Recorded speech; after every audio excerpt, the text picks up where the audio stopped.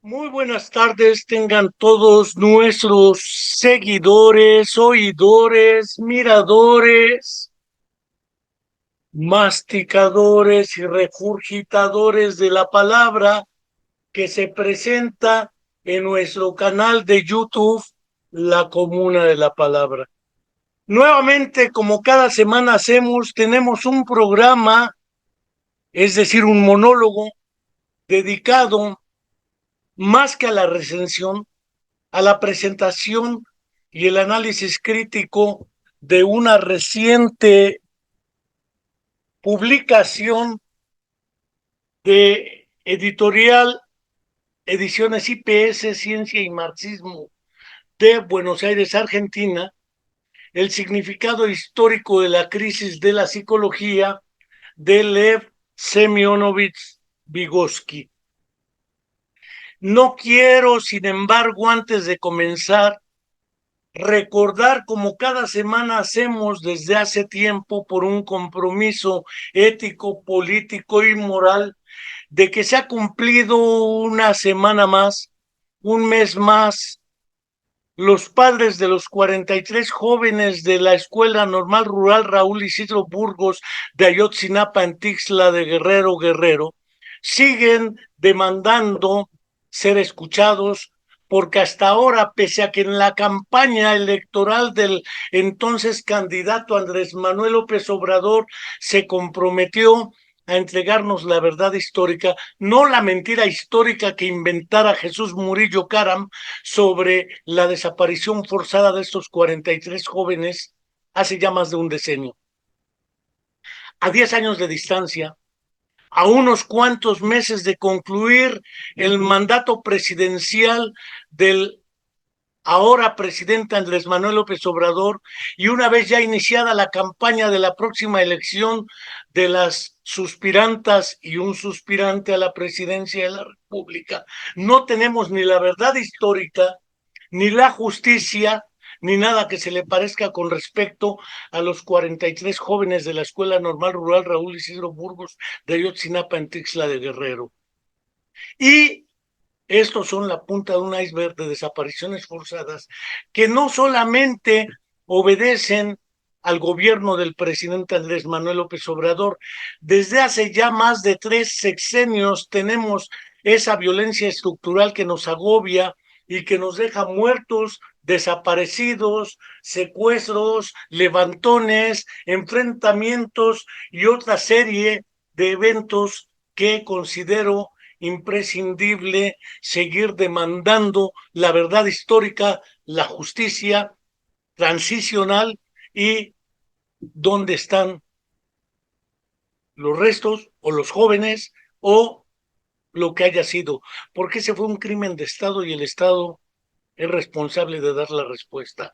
Fue un crimen de Estado porque participaron por lo menos el gobierno municipal, varios gobiernos municipales, el gobierno estatal de Guerrero, participó el Ejército Federal Mexicano por lo menos con un batallón, el de Iguala de la Independencia en Guerrero, y participaron policías y el Estado mexicano directamente a través de la Procuraduría.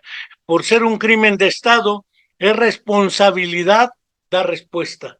Pero no solamente ello, más de 10 años también tiene desaparecida la estudiante de nuestra Facultad de Psicología, Viridiana Anaid, en la Universidad Autónoma del Estado de Morelos, en Cuernavaca, México, y a 10 años tampoco tenemos, a más de 10 años tampoco tenemos ni la verdad, ni la justicia, ni nada que se le parezca.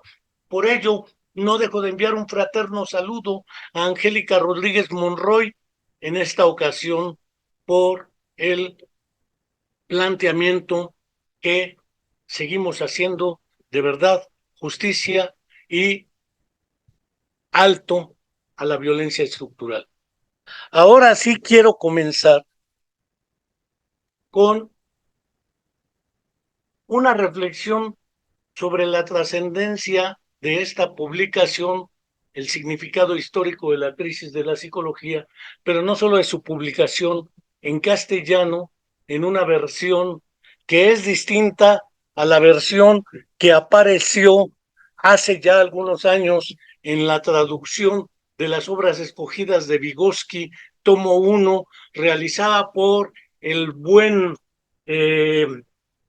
colega español y otra colega que son precisamente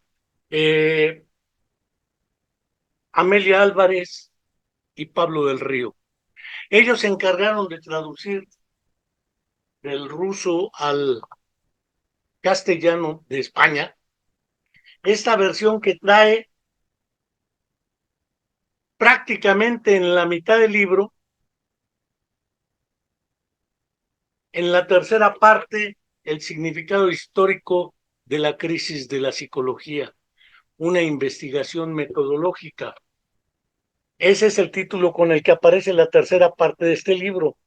Sin embargo, este aparece como tal nada más el significado histórico de la crisis de la psicología y no aparece una investigación metodológica, porque ciertamente no es una investigación, es un planteamiento que merece la pena ser considerado en esta hora. No quiero, antes de empezar también con el análisis de estas cuestiones, dejar de mencionar que años algunos antes, el traductor de este libro, Pensamiento y Habla, de L.S. Vygotsky, otra edición argentina, Ediciones Coligüe, es el mismo traductor que esta versión de el significado histórico de la crisis de la psicología, que es Alejandro Ariel González. Ambas traducciones son de él. Sin embargo, los sendos prólogos e introducciones a los textos no son de él, son de otros personajes también de Argentina que se encargaron de presentarnos la obra de Vygotsky y al personaje. No quiero dejar de señalar que indudablemente no son los únicos. Hay una traducción del tomo 5 de las obras, aquí dice completas, en la edición española es obras escogidas, que también tiene el tomo 5 en su edición. Esta traducción es de un colega cubano de nombre Rafael Bel Rodríguez. Se hizo en Cuba, en Rusia, desde la infancia, y es un perfecto usuario de la lengua rusa. Además de un perfecto conocedor de la obra de Vygotsky, pues al haber traducido el Fundamentos de Defectología, que es el tomo 5, hace una muy breve introducción a la presentación cubana, que es de la propia Dirección de Educación Especial, donde él se encontraba en ese entonces trabajando. No quiero decir que sea la única, hay una versión cubana de Pensamiento y Lenguaje, con el título Pensamiento y Lenguaje. Tengamos claro que en 1962, a instancias de Alexander Romanovich Luria, Jerome Seymour Brunner publicó una versión de Pensamiento y Lenguaje, con ese título, Pensamiento y Lenguaje, mientras que la de Coligüe es Pensamiento y Habla. Ahora que estuve haciendo la promoción, un colega de Barcelona, experto usuario del ruso, el doctor Jordi Peña Casanova, neuropsicólogo muy reconocido, planteaba que el término correcto en ruso es pensamiento y habla. La elección de Vygotsky necesariamente tiene un impacto no solo semiótico o del significado de la palabra que utilizó, porque cuando se habla del pensamiento, no cabe duda que se está hablando del pensamiento, pero cuando se habla del lenguaje, del habla y de la lengua, pareciera ser que hay algunos problemas. Y más que en inglés language, es lenguaje, pero también es habla y también es lengua o idioma. Entonces parece ser que las diferencias lingüísticas entre el inglés y el ruso han presentado algunos problemas. La versión del 62, coordinada por Michael Cole y Vera John Steiner, aunque hay un error nimio, según mi opinión, en esta versión, pues dicen que previamente quienes hacen la presentación fue de Vera John Steiner, Michael Cole y una mujer que le pusieron Steiner, pero era otro personaje que previamente habían editado unos artículos como el desarrollo de los procesos ecológicos superiores en inglés, que luego fue traducido en España como el desarrollo de los procesos psicológicos superiores, que por sí mismo no es un libro, es una edición de varios artículos o escritos de Vygotsky en inglés. De esa versión en inglés, en España, los colegas hicieron una traducción al castellano o al español. Es decir, no fue directa del ruso ni de los artículos. Michael Cole, Silvia Scribner y Vera John Steiner. Debo decir que a algunos de ellos los conocemos personalmente, pues hemos trabajado conjuntamente desde hace años en congresos, cursos con la Universidad Autónoma del Estado de Morelos, y algunos de ellos, como Michael Cole, estuvieron en nuestra universidad. Rafael Bel Rodríguez vino con nosotros, vino Yufo Svetkova desde Moscú, naturalmente vino Fernando González Rey, formado en Moscú también, experto usuario del ruso, quien a su vez tiene otro libro que se llama El pensamiento de Vygotsky, aquí aparece con Y, mientras que en las versiones argentinas aparece con I latina y yo suelo escribirlo con I latina. Ahorita me meto a ese pleito.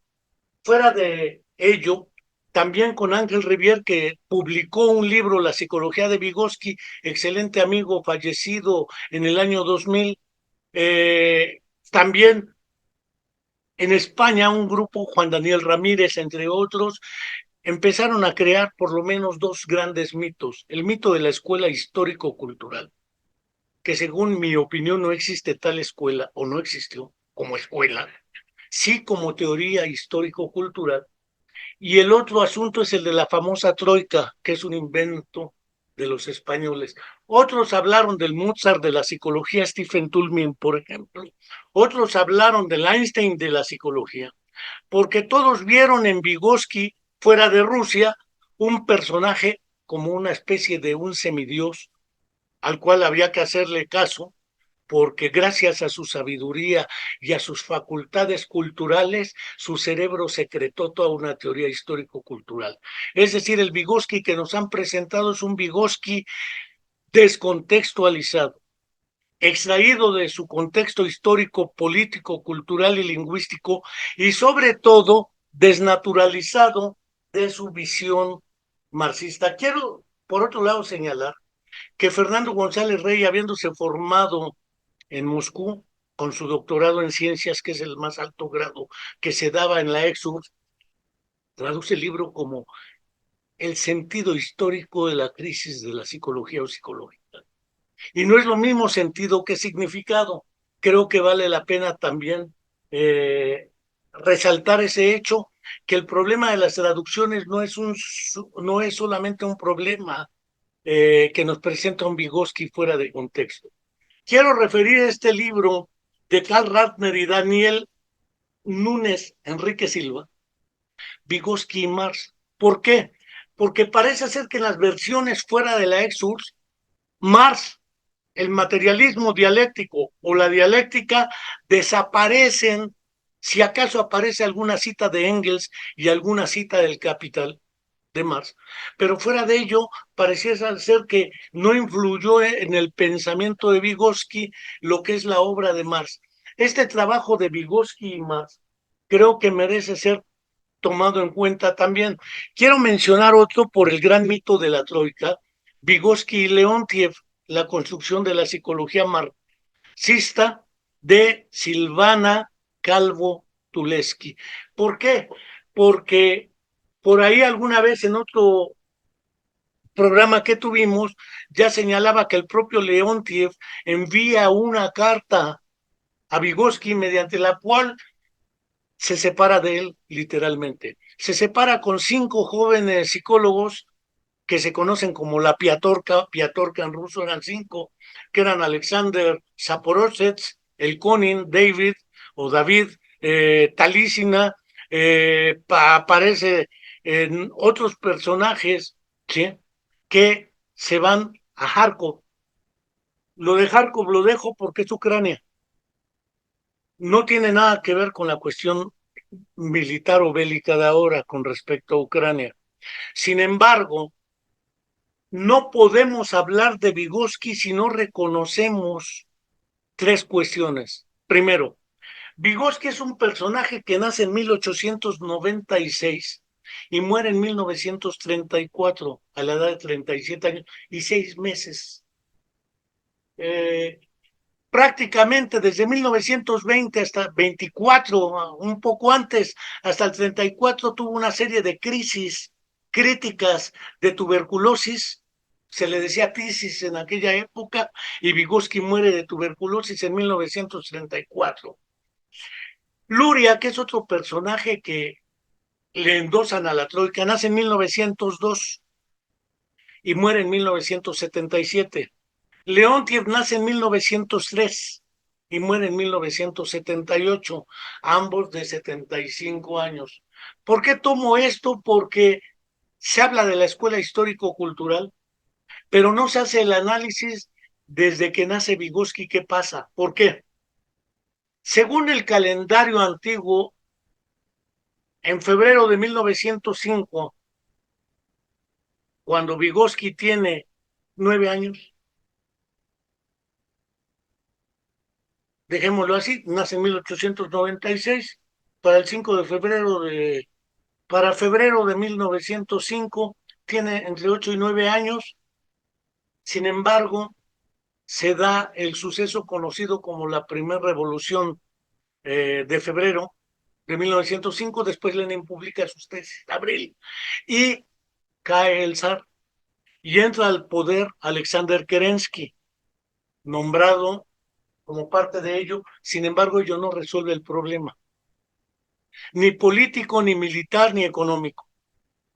Por lo tanto, hasta octubre de 1917, bajo la conducción de Lenin, Trotsky y otros, estalla y triunfa la Revolución de Octubre, que muy bien tuvo que describir en los 10 días que estremecieron o conmovieron al mundo, en otra traducción, de John Reed, quien primero vino a México a la Revolución Mexicana que se da entre 1910, 1917, porque parecía ser la esperanza para el mundo, la Revolución Mexicana, que para algunos fue interrumpida, que para otros fue traicionada, que para otros tampoco nos ponemos de acuerdo en nuestro país sobre la Revolución Mexicana. Ahora se habla de una cuarta transformación, porque entre la Revolución Mexicana y lo que ahora gobierna y se dice cuarta transformación, estuvo el periodo del general Lázaro Cárdenas del Río, que por lo demás no nombró a un sucesor, ya siendo como partido de la Revolución Mexicana, antecedente del PRI, a Manuel Ávila Camacho, y no nombró a otro personaje que probablemente nos hubiera deparado un destino mejor. Sin embargo, las circunstancias de acá no se dieron, la revolución no triunfa, y como tal, los grandes caudillos fueron asesinados o ejecutados entre ellos mismos, a traición el general Emiliano Zapata Salazar en Morelos, y posteriormente el general Francisco Villa en el norte también fue asesinado. Eh, John Reed se va para Rusia, ve prometedora la revolución y triunfa la revolución. 1917, cuando Vygotsky tiene precisamente 21 años. Luria tiene 15 años, lo mismo que León tiene. Y como escribe Luria en su autobiografía, que primero se tradujo al inglés como The Making of Mind, hay una traducción al castellano que editó Editorial Norma y que se tituló probablemente Mirando hacia atrás, Editorial Norma Madrid de España. Eh, en un capítulo dice que, a diferencia de los psicólogos fuera de la ex-URSS, el impacto fundamental fue la Revolución de Octubre. ¿Y por qué? Porque a la psicología, que aún no existía como disciplina reconocida, era una rama de la filosofía en las escuelas o en muchas partes del mundo. Los que salían como psicólogos hacían tesis en filosofía, en el ámbito que lo hicieran. El caso de Vygotsky es que también se nos presenta un Vygotsky como si fuera un monolito. Además del mito de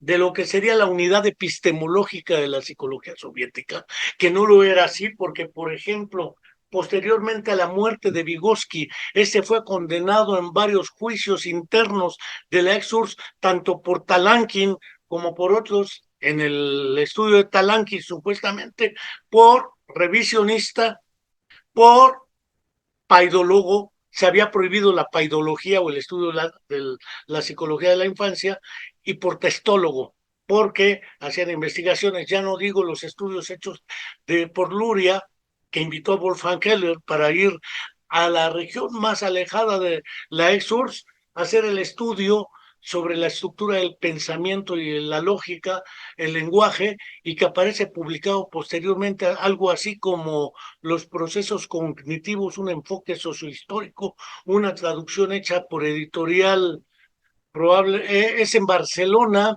y ahorita me acuerdo de la editorial porque luego la memoria me traiciona, pero es Fontanella. Como verán, mucho se ha hablado de Vygotsky a partir de los 70 del siglo pasado, pero le pasó casi lo que a Piaget. Se le difundió tanto, pero se le tergiversó tanto, que Vygotsky es muy pronunciado, pero es perfectamente desconocido. No quiero por ello empezar a señalar también que hay un libro que se llama Piaget, Vygotsky y Maturana, el constructivismo a tres voces. También se dice que es un psicólogo cognitivo, se dice que es un psicólogo constructivista, algunos le llamaron el socioconstructivismo, entre ellos Mario Carretero, a quien también lo comentamos con él, el doctor César Coll y Salvador de Barcelona, con quien también lo discutimos, con Ricardo Rosas de Chile, que publica este libro en una editorial Aike, también de Argentina, y Ricardo Rosas, un colega argentino, a quien tenemos la fortuna también de conocer, tiene un trabajo dedicado a Vygotsky. Es decir, no es precisamente que no se le haya difundido. Lo que pasa es que se le ha mal difundido. Aquí quiero efectivamente señalar una cuestión que me parece importante. Eh, esta cuestión tiene que ver con algo que me parece que es fundamental. ¿En qué sentido? En el sentido de que para mí, en este caso, es fundamental y necesario precisar algunas cuestiones. Van las cuestiones que son claras y que tratan de explicar en una presentación contextuada del libro que estamos comentando hoy, el significado de histórico de la crisis de la psicología. Quiero empezar con una parte que he denominado mitos, leyendas y tradiciones en torno a Vygotsky, en el sentido de que, como insisto, se nos ha presentado un Vygotsky extraído de su realidad histórica cultural, y un Vygotsky que no evoluciona, un Vygotsky que siempre fue Vygotsky desde 1924, en que hace su aparición en el segundo Congreso Pan-Ruso de Psiconeurología de toda la Rusia, y hasta su muerte en 1934. Debo decir que desde que inicié el estudio de los orígenes y el desarrollo de la psicología en la ex Unión Soviética, y que genéricamente denominábamos entre la década de los 60 y los 70 psicología soviética, empecé a tener clara conciencia de que la psicología soviética es también otro gran mito, y es un gran mito. ¿Por qué? Porque si nosotros viésemos un trabajo de una psicóloga argentina que se fue para Rusia, o la ex-URSS, Marta Suárez, nos escribió un libro que se llama La psicología soviética tal como yo la veo, prácticamente desde antes del triunfo de la Revolución de Octubre. ¿Ello por qué? Porque si no, no podemos comprender qué pasó con Vygotsky. Entonces, hablar de la psicología soviética sin hablar del marxismo, sin hablar del materialismo dialéctico y sin hablar de las diversas interpretaciones y discusiones en torno al materialismo y el idealismo y la dialéctica, que Marx analiza muy bien, por ejemplo, en las 11 tesis sobre Feuerbach, me parece que sería lo que nos permitiría en primera instancia fundar como criterio para reconocer que el mito de la unidad epistemológica de la psicología soviética hay que desbaratarlo. El segundo, man que les pese a alguno, y Vygotsky lo conocía, hay un trabajo de Luciano Mecacci que se intitula Psicologías en la Revolución, con un prólogo de cerebro e historia, o lo que se llamaría las relaciones entre neurofisiología y psicología en la investigación soviética, con un prólogo de Alexander Luria de Luciano Mecacci. La versión original es en italiano y la segunda en inglés, no tiene traducción al español. Y como todo mundo puede reconocer, y se señala en muchos lados, antes del triunfo incluso de la Revolución de Febrero de 1905, que el buen Dmitri Sostakovich en su sinfonía número 11 lo muestra así como 1905, como un homenaje,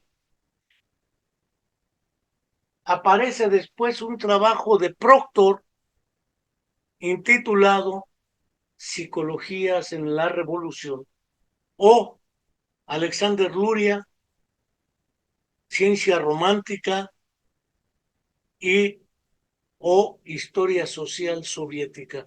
¿Por qué razón señalo estos textos? Porque desde antes, prácticamente en 1862, aparece publicado un libro que se llama Los reflejos del cerebro de Iván Mikhailovich Sechenov, un personaje que fue prohibido en la ex-URSS también, y que fue prohibido en la Rusia zarista por su visión materialista del comportamiento humano. Particularmente el libro de los reflejos del cerebro se divide en dos partes. La primera que se llama los movimientos reflejos y la segunda parte que se llama los movimientos voluntarios, y se nos deja claro que hay una diferencia clara entre voluntad como fenómeno psicológico y reflejo como fenómeno fisiológico. Sabemos perfectamente que los alumnos más importantes de Sechenov, que generó una escuela, derivan Iván Petrovich Pavlov, quien era fisiólogo, no psicólogo, en una carta que manda a Edvard Guthrie en 1943, que se llama Respuesta de un fisiólogo a los psicólogos, les dice que el conductismo no tiene que ver con su teoría, porque él hace fisiología y no psicología, que lo que hacen los conductistas es especular. Pablo se deslinda muy claramente. Si dentro ya del periodo a la muerte de Stalin de Lenin en 1924, con Stalin se oficializa a Pablo como referente para el desarrollo de la psicología y la noción de reflejo como categoría psicológica central, Vygotsky no está de acuerdo con ese planteamiento y se va contra la reflexología. Pero la reflexología no es obra ni de Sechenov ni de Pablo, y eso creo que no lo dejan claro en el prólogo los colegas que publican este libro, El significado histórico de la crisis de la psicología, porque en realidad otro alumno de Sechenov, que era Vladimir Mikhailovich Bekhterev, propone que la psicología no puede existir porque es una categoría filosófica idealista, psique, que tiene que ver con el griego alma. Y entonces lo que propone Bekhterev es que deje de existir la psicología y la ciencia sea la reflexología. Ojo, está negando el carácter de validez científica de una disciplina completa, la psicología. Y dos, está negando la existencia ontológica del fenómeno psicológico para reducirlo al fenómeno fisiológico. De ahí él propone la reflexología. Pero la reflexología no es todo el movimiento neurofisiológico soviético. Ni Luria es reflexólogo, ni Pablo es reflexólogo, ni Sechenov es reflexólogo, ni Uchtomsky, que era el otro personaje que tiene que ver con la escuela de Vladimir Mikhailovich Sechenov. Lo dejo ahí, después aparecerá la nieta de Bechterev, Natalia Bechterev, que publicará un libro en Paidós, Argentina, probablemente, que se llama El cerebro humano sano y enfermo, pero no es objeto de análisis ahorita. La fisiología era muy poderosa en la URSS, a tal grado de que en 1904 le dan el Premio Nobel de Medicina, subrayo de Medicina, a Iván Petrovich Pavlov. Luego entonces la fisiología rusa previa a la revolución y a partir de la revolución era tan poderosa que Lenin, pese a que Pavlov no estaba de acuerdo con el Partido Comunista Bolchevique ni con el marxismo, era materialista, fisiólogo, no psicólogo. Pavlov no se mete con la psicología. Sí, Bechterev. Sucede que efectivamente Lenin acuerda darle un estipendio a Pablo para sus perros cuando pasaban todavía hambre. Eso le fue muy criticado a Lenin. ¿Cómo apoya al reflexólogo? Pero no era reflexólogo, Pablo. Creo que él planteaba el estudio de la actividad nerviosa superior como base de la explicación del comportamiento o la conducta humana. No era lo único que había también filosofía. En filosofía había un personaje que refiere Fernando González Rey, que probablemente ha generado una serie de confusiones, que es M. Troitsky, no León Trotsky. M. Trotsky era un filósofo que estaba trabajando particularmente las cuestiones relativas a la explicación del carácter de la subjetividad humana, los sentimientos, las aspiraciones y otra serie de categorías que los reflexólogos como Bechterev despreciaban porque suponían que la psicología no podía existir. Vygotsky cita a ese M. Trotsky, a ese personaje, M. Troitsky, con una I latina antes de la T. Y quiero señalar que a la hora de las traducciones, fuera de la Exus, no han tomado en cuenta el impacto de estos dos eventos, la Revolución de Febrero y la Revolución del 17. Segundo, el papel de la fisiología que Luciano Mecachi sí retoma muy claramente en su análisis. Tercero, el papel del marxismo y el materialismo dialéctico que tampoco lo toman en cuenta para absolutamente nada los traductores. Y las traducciones, además, con las dificultades de la traducción del ruso al inglés, que han ido dificultando el problema, tenemos una serie de cuestiones de que la famosa unidad epistemológica de la psicología soviética es un enorme mito.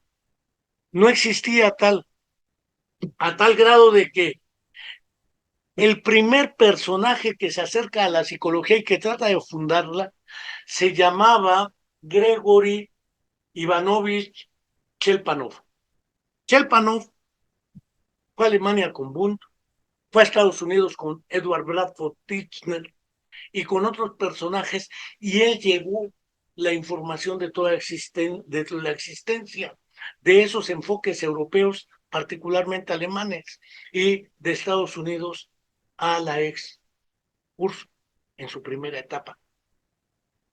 Chelpanov era quien fundó el primer laboratorio de psicología, no de psicología experimental, que ya lo había fundado Bechterev, pero sí lo que era la posibilidad de enseñar psicología, porque la primera discusión entre materialismo e idealismo se centraba en si la psicología y el fenómeno psicológico tienen existencia ontológica o no, y ahí es donde aparece el reduccionismo. Por eso Vygotsky habla de una crisis que plantea la existencia o no de la psicología y del psiquismo. Dos, el papel de la sociedad no vista como cuestión externa, como la empezaron a ver a partir de otros trabajos posteriores, los manuales y tratados que se editaron por el PECUS, Partido Comunista de la Unión Soviética, y que nos llegaron en masa a través de Editorial Grijalbo. Tengamos presente que esa influencia también devino de la migración de exiliados de la Guerra Civil Española que se encargaron de producir en algunas editoriales en México esos materiales, aparte de los que se producían en Argentina, como con ediciones Lautaro, La Pléyade, Psique, probablemente había otra que era Centro Editor de América Latina, que también publicaba este tipo, en lo que era la editorial universitaria de Buenos Aires, alias para nosotros Eudeva, y lo que era editorial Granica. Muchas de estas ya han desaparecido por varias razones históricas que no vienen en este momento. Es decir, el Vygotsky que nos ha llegado parte de un primer mito que es necesario desbaratar, la unidad epistemológica de la psicología soviética. No estaban puestos de acuerdo y eso marcaba un elemento de una crisis. En segundo lugar, la famosa escuela de Vygotsky. Tengamos claro que Vygotsky hace su aparición en el segundo Congreso Pan-Ruso de Psiconeurología de toda la Rusia, que se realiza en Moscú, y que curiosamente esos congresos los organizaba, originalmente el primero lo organiza Grigori Ivanovich Chelpanov con un grupo de gente que lo apoyaba. Entre ellos Konstantin, algunos dicen Konstantinovich y otros dicen Nikolaevich Kornilov. Kornilov en el 23, en el primer congreso, pero sobre todo en el segundo, presenta una serie de trabajos donde se deslinda de Vladimir Mikhailovich Bekhterev y plantea que la psicología no tiene razón de ser, pero no se puede reducir el fenómeno a la actividad nerviosa superior. Considerando que esta es la base del comportamiento, que el comportamiento también es subjetivo, entonces hay que utilizar otra categoría, la categoría de reacción, y entonces propone que la reactología, a diferencia de Bechterev, debe fundarse en el marxismo y en el materialismo dialéctico. Es decir, mientras que Chelpano proponía que había que crear una psicología diferenciada de la fisiología, Cornilo planteaba una reactología sustentada en el marxismo y en el materialismo dialéctico. Naturalmente, ya para 1923-24, que es el segundo Congreso Pan-Ruso donde se presenta Vygotsky, Kornilov y demás, Kornilov dependía directamente de Chelpanov. Después es nombrado Kornilov director de la Academia de Ciencias Psiconeurológicas de toda la Rusia, y trabajaban con él, entre otros, Luria y Leontiev. Y Kornilov invita a Vygotsky a trabajar ahí. Por lo tanto, algunos, como Fernando González Rey, sugieren que el primer Vygotsky es el de la psicología del arte y el de la conciencia como objeto de la psicología de la conducta. Ojo, la categoría de conciencia ya aparecía referida por Sechenov, muy cercana a voluntad, a pensamiento, a través de un fenómeno fisiológico que el mismo Sechenov describe y explica, la inhibición interna, que después otro personaje en el editorial Nuestro Tiempo de Buenos Aires, Argentina, se publicó el libro La inhibición interna de Piotr Kuzminovich Anochin.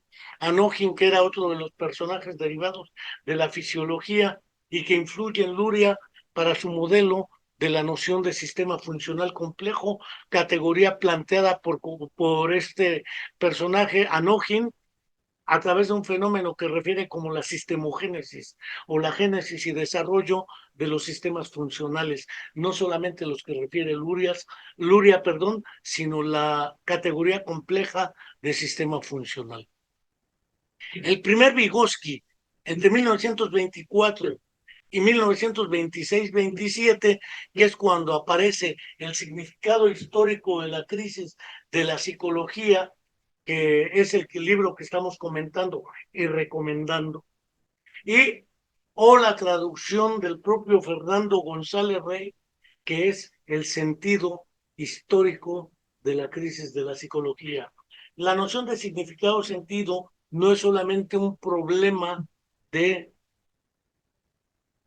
lengua y traducción, sino es un problema de ubicación contextual. ¿Qué quiero decir con ello? Lo que quiero decir es que plantear entonces un primer Vygotsky es plantear el primer Vygotsky a partir de psicología del arte. Y en el arte, Vygotsky ya retomaba una categoría que después le fue censurada en las traducciones, que es la categoría de procesos psíquicos no conscientes, o lo no consciente, o lo inconsciente, que no equivale a el inconsciente, porque es evidente, decía Vygotsky, que cuando yo digo esa obra de arte me gusta, no sé por qué me gusta. Y explicar por qué me gusta parece ser que no es posible en términos de lenguaje y del pensamiento. Son procesos inconscientes que no irracionales como lo sostuvo Freud. Ahí se deslinda porque por esa época también entre Luria y Vygotsky hacen el prólogo o la introducción de un trabajo de Freud a este respecto, y por lo demás Luria, con carta firmada por Sigmund Freud, era el representante en Kazán de la Asociación Psicoanalítica. Es decir, Luria empieza por el psicoanálisis. Él mismo en su autobiografía de Making of My señala que dejó el libro guardadito porque en realidad había dos contextos: el contexto de la censura, que al principio el psicoanálisis no estaba censurado tanto que uno de los presidentes de la Asociación Psicoanalítica de Viena era de origen ruso, ¿sí? Y que intentó fundar el psicoanálisis en el marxismo. Igor Caruso publica, antes de publicar La separación de los amantes, un libro que se conoció como Psicoanálisis y Marxismo. Debo decirles que todo esto está oculto en esta historia. A la hora de las traducciones, entonces, resulta que se omite todo este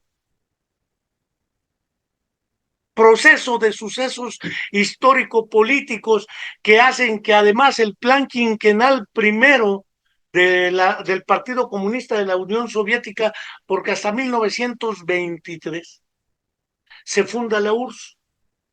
En 1917 estalla la Segunda Guerra Mundial y Rusia formaba parte, o lo que era el Imperio Ruso, del eje Alemania, el Imperio Austrohúngaro.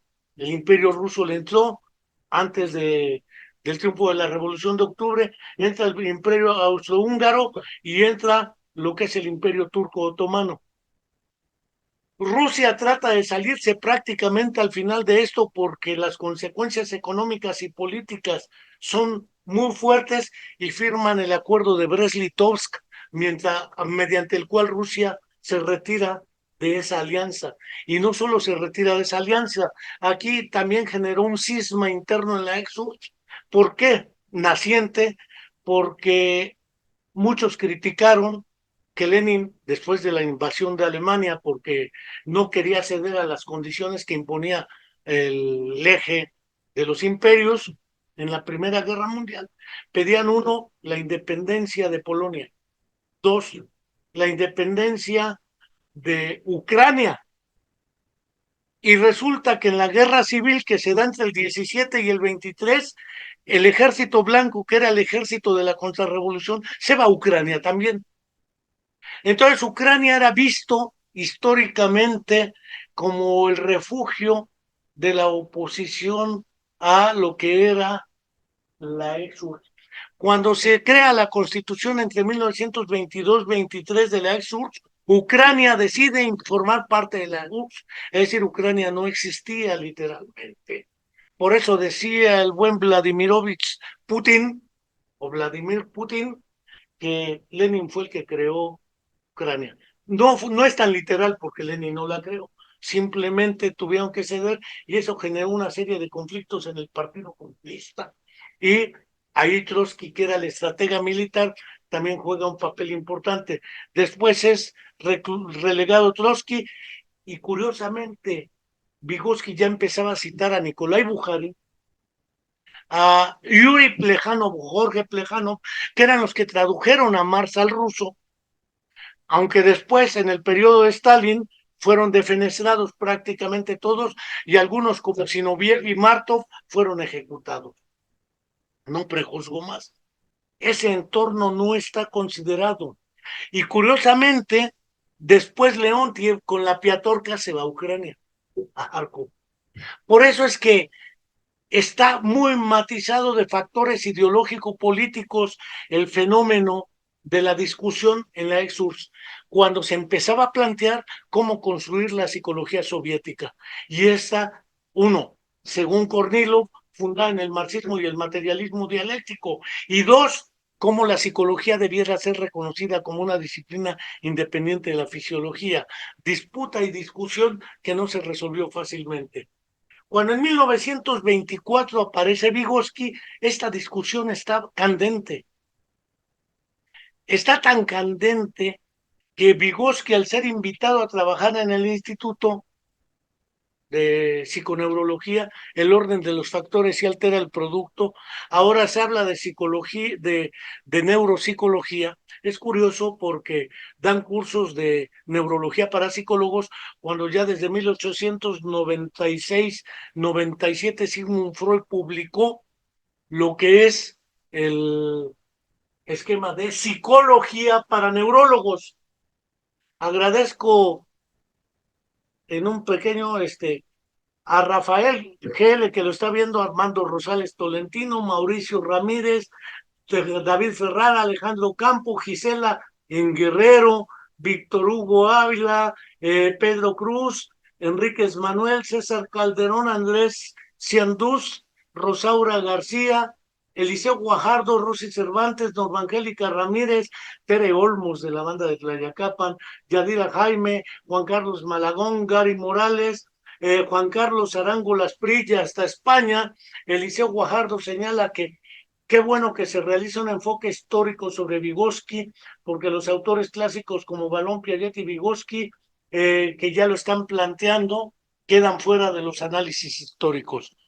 Tengamos claro que en la edición, a propósito de lo que señala Eliseo Guajardo, en Pensamiento y Habla, Vygotsky critica la obra de Piaget, la que tenía hasta 1924. Después, en el apéndice que agrega Jean Piaget, refiere que en parte las críticas son legítimas, pero ha cambiado penosamente, ya había muerto. Y Piaget conoce el trabajo de Vygotsky 20 años después de muerto el propio Vygotsky, y Piaget dice que es una lástima, que a lo mejor estarían más de acuerdo en esta hora. Creo que eso puede estar a discusión.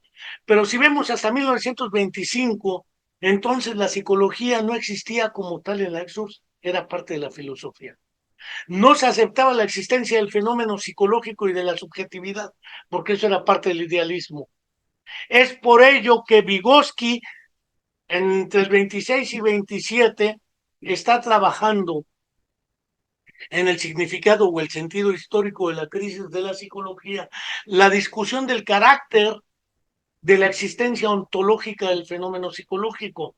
Segundo, el carácter de la existencia material en sentido ontológico del fenómeno psicológico.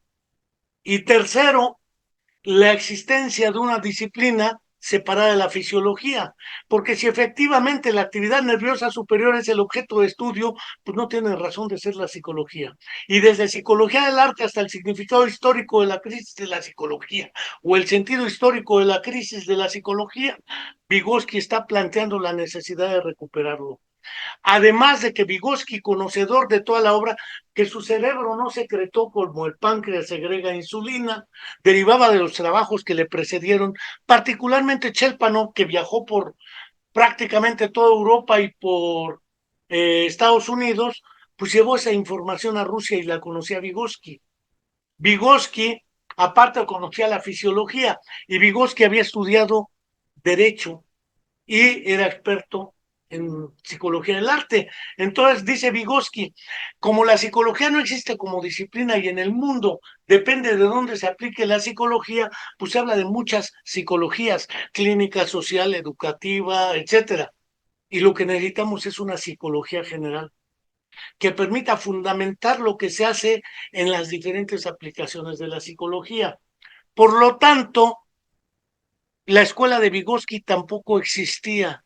Mientras Leontief y la Piatorka, Zaporozhets, el Konin y otros se van a Kharkov, Luria y Vygotsky se quedan en Moscú. Y hasta ahora que yo conozca, no conozco un solo trabajo conjunto firmado por Vygotsky y Leontiev, pero sí firmados por Luria y Vygotsky. Si acaso en el prólogo de la presentación del libro Psicología del Arte, que es de Leontiev, le hace una crítica a Vygotsky donde dice que no, todavía no creaba una teoría, cosa que vale la pena, con la cual difiere al Fernando González Rey, y el otro problema interno.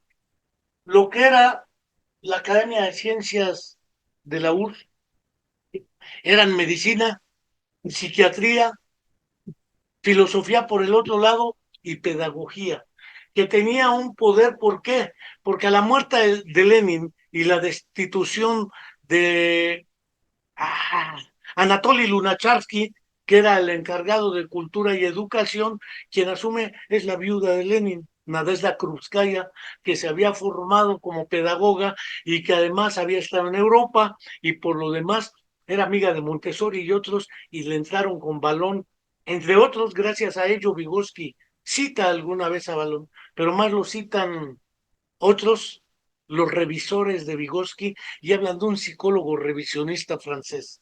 Pero Vygotsky, por lo demás, no se echa el tiro con Henri Balón por razones históricas también. Balón está por la misma época publicando, aunque Henri Balón nace en 1879 en Francia. Él muere en 1962 en París. Entonces, esta idea de Vygotsky, Leontiev, Luria, también, que me perdonen los colegas españoles que fueron los que más le dieron vuelo a la idea de la famosa troika, pues la troika también es el otro mito, lo mismo que el mito de la existencia de la escuela de Vygotsky. Y finalmente, el del famoso paradigma de la escuela histórico-cultural centrado a partir de las ideas promovidas por Leontiev de la categoría de actividad objetal, y que además se dice que la teoría de la actividad es una obra de Leontiev porque aparece expuesta en un libro que lleva curiosamente ese título. La edición original fue argentina, en español fue de Ediciones, ahorita me acuerdo de la editorial, Ciencias del Hombre probablemente, y era actividad, conciencia y personalidad. Sin embargo, ya un contemporáneo a ellos tenía otra teoría de la actividad distinta a la que plantea el propio Leontiev y muy cercana a Vygotsky. Se llama Sergei Leonidovich Rubinstein. Y lo que es la famosa teoría de la actividad no se reduce a Leontiev, y la de Leontiev no tiene nada que ver con Vygotsky. Vygotsky está más cercano a Rubinstein. Eso lo plantea muy claramente en el pensamiento de Vygotsky Fernando González Rey. Por eso es que es imprescindible aclarar si esta escuela o paradigma histórico, cultural o sociohistórico surge así de la nada, porque el problema de fondo era que qué se entiende por la sociedad o por lo social. Y en esta discusión de la relación entre la sociedad, no como algo externo al sujeto de la actividad, Abuljanova Slavskaya lo plantea en otro trabajo, el sujeto de la actividad psíquica, que no es lo mismo que la actividad del sujeto, porque ahora la mayoría de las evaluaciones hablan, hay que evaluar la memoria del paciente, hay que evaluar el pensamiento, hay que evaluar la atención, hay que evaluar las funciones ejecutivas, y Vygotsky también plantea desde un principio, eso lo plantea claramente porque desde antes Vygotsky ya había trabajado con sordera, con ceguera, con sordiceguera simultánea, que después Rubinstein y Mexeriakov lo trabajan, el desarrollo de las personas sordiciegas, y lo que era el déficit intelectual y el autismo.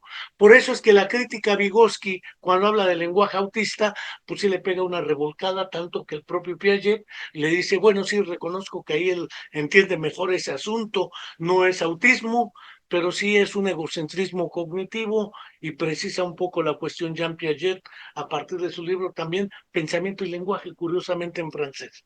Eh, Hay quienes todavía piensan, como señala y critica Alex Kosulin, y como lo dejan muy claro en esta edición, los que realizan el prólogo, Juan Duarte y Pablo Minini, creen que la obra de Vygotsky se sustenta principalmente en sus intereses intelectuales y académicos, en el mejor de los casos, pero en su genio, en el peor. Como quiera que sea, entonces, es preciso aclarar que no hay comprensión y explicación de Vygotsky si no se hace histórica y contextualmente bajo esas condiciones. Además de que como existían y Vygotsky era conocedor de ello, en 1890 Christian von Ehrenfels describe y explica el fenómeno FIO, fenómeno estroboscópico, el de la ilusión sensorial del movimiento aparente. Ese movimiento no existe, como es entendible. Entonces la Gestalt plantea que el sujeto percipiente no es un sujeto como cree el empirismo, que copia la realidad tal como es, sino que es un sujeto activo que organiza en su cerebro, no el cerebro lo organiza, el sujeto de la actividad psíquica, organiza lo que le impacta de modo tal que le imprime un sentido a lo que, no un significado. Quizá por ello Fernando González Rey prefiere el concepto del sentido histórico de la crisis y no como la traducción de Alejandro Ariel, el significado histórico. Tengo claro que Alejandro Ariel lo está haciendo desde la traducción lingüística e histórico-cultural de la época, pero Fernando González Rey lo está haciendo también desde esa época histórico-política que es importante. A la hora de la verdad, Vygotsky, los últimos 10 años de su vida, 1924-34, varias veces se la pasó mucho tiempo internado por las crisis de tuberculosis que le daban. Esto implica que Vygotsky, a la hora de escribir, no tenía la capacidad de tener todos los recursos, como ahora en Internet los tenemos, de citación. Entonces a veces dictaba, de memoria traía textos, que era un tipo con una excelente memoria, según narra Vygotsky, Luria en su autobiografía, donde dice que Vygotsky tenía una supermemoria, pero como quiera que sea, las memorias prodigiosas no son lo suficientemente poderosas para ello, y a la hora de las revisiones internas dentro de la EXU, se hicieron tres procedimientos que vale la pena denunciar. El primero es la censura. Quitaron partes donde citaba, por ejemplo, a Trotsky, a León, donde citaba a Bukharin, donde citaba a Plejano, las quitaron porque estaban prohibidos dentro de la URSS. Quitaron afirmaciones donde habla de la subjetividad humana o de los procesos inconscientes en sentido psicológico. Por ejemplo, no nos damos cuenta de qué hace el cerebro cuando lo está haciendo. Esos procesos son inconscientes para el sujeto de la actividad. Eso se lo quitaron. Se lo quitaron, ¿por qué? Porque iba contra los dogmas de la época. Segundo, a la hora de las adecuaciones para hacerlo políticamente correcto, porque no necesitaban hacer políticamente correcto a Vygotsky si no hubiera tenido el peso que empezó a tener fuera de la URSS. Y el peso lo empezó a tener curiosamente gracias a Luria, que era, esto nos lo comentó Michael Cole, que era muy amigo de Luria, eh, que regresaba a la URSS y la KGB seguía a Luria porque era el único al cual podía acceder la CIA, y cuando salía de la URSS lo seguía la CIA porque era el representante del oro de Moscú. Es decir, dentro y fuera de la URSS estaba perseguido, o por lo menos vigilado. Eso hacía que Luria no tuviera, vamos, bajo esas circunstancias, la posibilidad material de ser tan tajante para que no lo prohibieran. Él salía a los congresos por su papel en la neuropsicología, y gracias a Luria Vygotsky logra abrir puertas hacia afuera de la ex-URSS, y a la hora de las traducciones con la Guerra Fría dentro y fuera, pues el Vygotsky que conocemos es un remedo de Vygotsky. ¿Qué quiero decir con esto? La descripción y narración que nos hace Juan Duarte y Pablo Minini en este libro es una belleza, porque nos da muchos elementos de juicio para ello. Ya no digo el de Fernando González Rey. Es una belleza porque Fernando González Rey conoce toda la psicología soviética prácticamente desde la mitad del siglo XX. Él vivió y se hizo allá. Y después en Cuba, uno de los pioneros de la psicología en Cuba.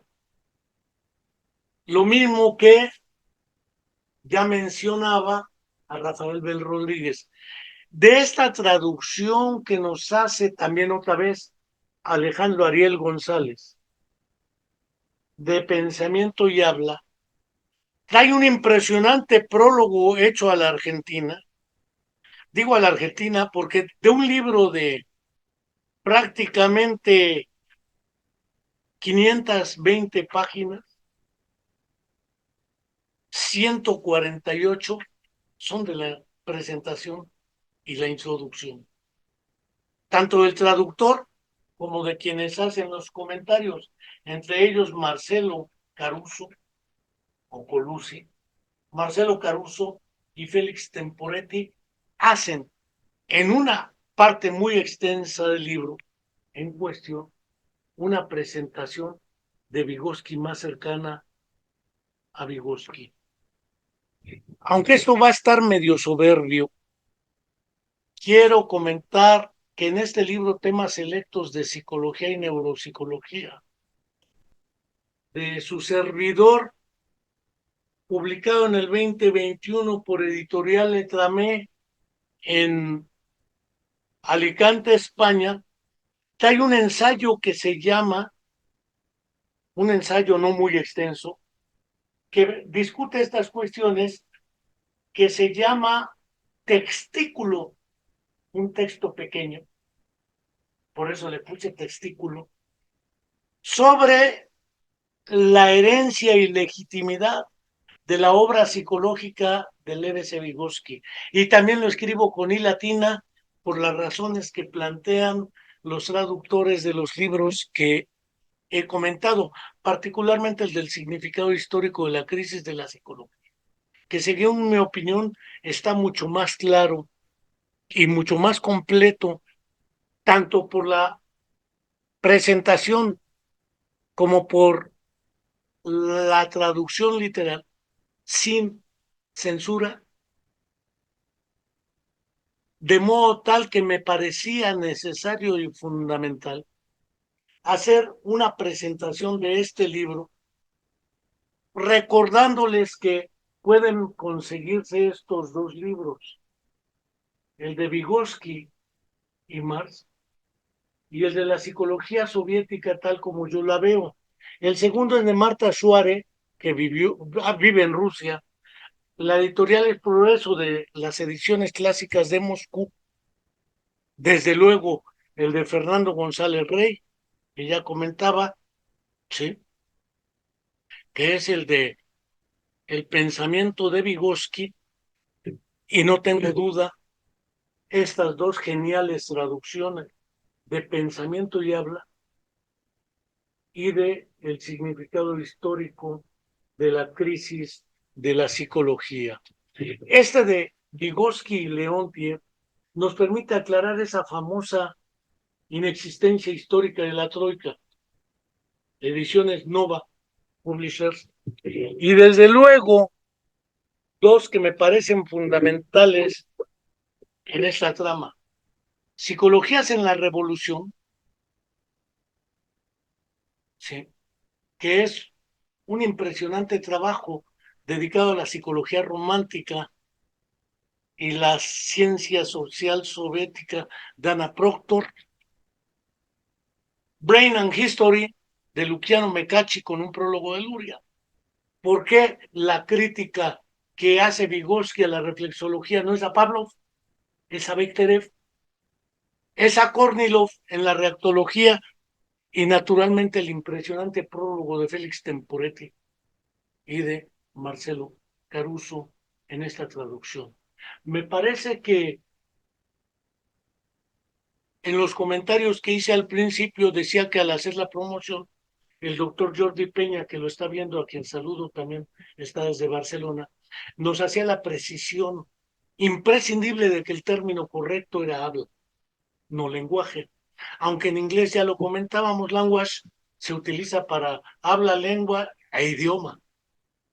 Entonces, creo que esas precisiones son fundamentales porque un Vygotsky fuera de contexto o un Luria fuera de contexto, cual más nos hace que en realidad lo desconozcamos y lo reduzcamos a dogmas. Jordi Peña también ha publicado un artículo de con Luria y más allá de Luria, porque en la época de Alexander Luria, que muere en el 77, tampoco existían todos los recursos que se tienen hoy. Tenemos muchos datos, pero poca teoría. Y esa teoría es fundamental.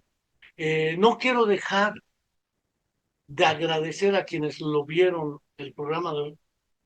No quiero dejar de recomendar esta obra de ediciones IPS de Argentina, El significado histórico de la crisis de la psicología, traducción de Alejandro Ariel Fernández, porque es fundamental romper con dogmas y mitos que sí se denuncian en estos trabajos. Por lo demás, agradecemos su participación. Vamos a colocar el video de esta exposición en nuestro canal de YouTube de la Comuna de la Palabra. Vamos a presentar el podcast en nuestro canal de Spotify de la Comuna de la Palabra y sigo invitando a suscribirse a nuestro canal. Muchas gracias a quienes estuvieron aquí y desde luego no dejo de decirles que seguiremos como siempre con nuestro canal de YouTube presentando estos programas en aras de seguir aportando sin fines de lucro a nuestro pensamiento crítico. Hasta la próxima y muchas gracias.